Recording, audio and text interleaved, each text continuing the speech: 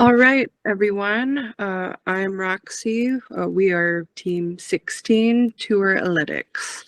Georgia, can you go to the next slide, please? Okay, so the question that we wanted to look at is how we can predict the success of rock artists playing shows in London in the UK.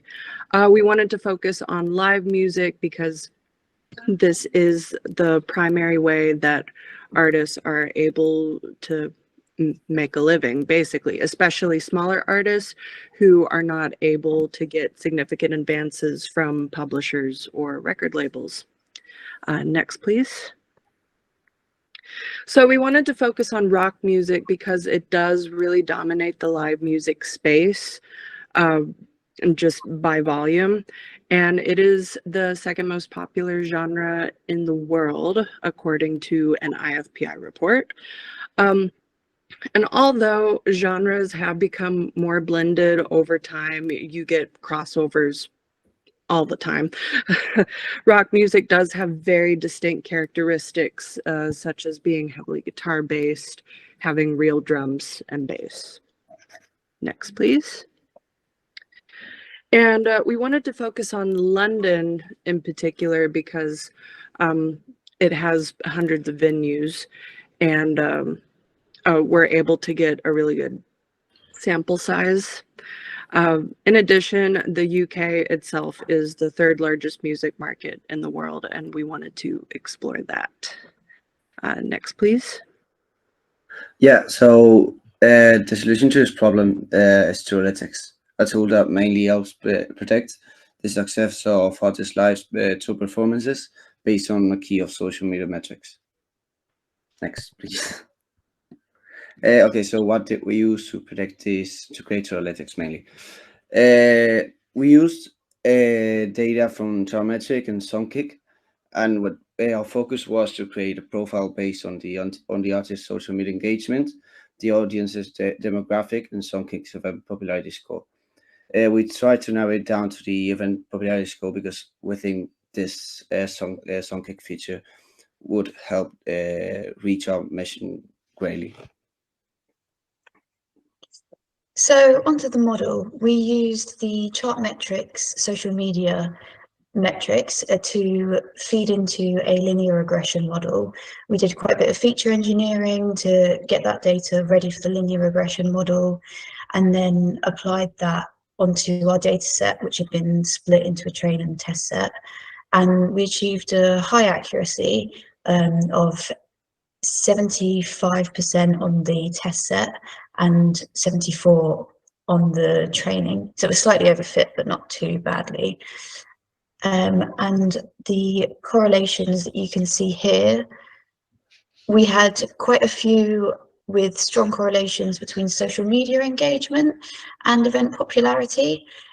So that conclusion that we can draw is the strong correlation between social media engagement of fans. So if bands are wanting to include their ticket sales, social media engagement is a really good area to focus on.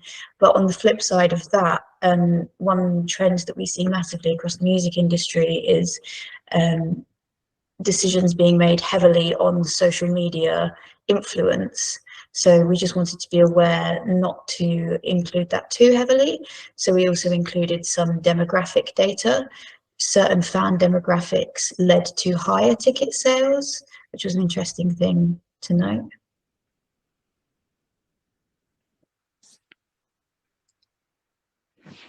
Do we have any questions? Yes, we'll ask our judges to add any commentary, or if you have any questions, to raise your hand, please. Aileen, go right ahead. Hey there. Great presentation, guys. Thanks. What other data, talking about social media, what other data would you consider using besides social media for your assessment? So also looking at the genres of the bands, different bands in specific genres, like for example, rock and drill, they're much more active in the live music scene. And looking at the crossover of genres, so with the chart metric data, there are 3 different genres associated with each artist, and even the interactions between those genres. For example, if you have a combination of rock and hip hop, then you get higher event popularity compared to, say, rock and jazz fusion. And with the demographics of the audience as well, that plays into the event popularity.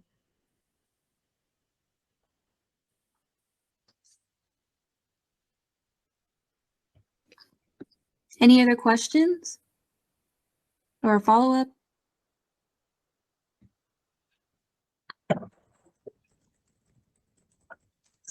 Go ahead, AJ.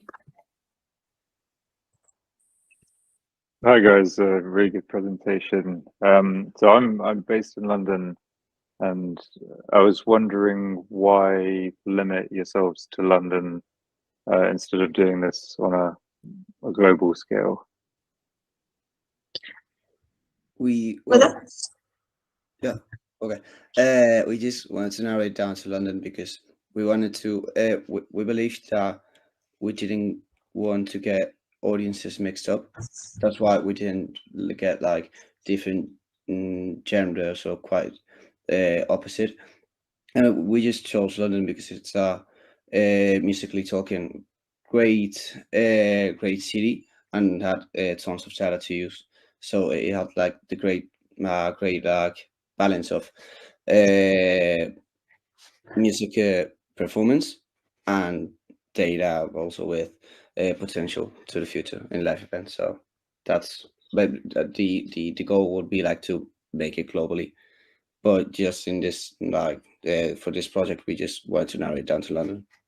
And also, not all music cities are created equal. I'm from the Midwest, and gigging is so different compared to there and London, and we wanted to focus on a highly concentrated music city. And with that, we decided to prioritize accuracy over covering a larger area. Being able to zoom in specifically in London, we could get a more accurate model versus observing trends generally across the world would have sacrificed some of our accuracy.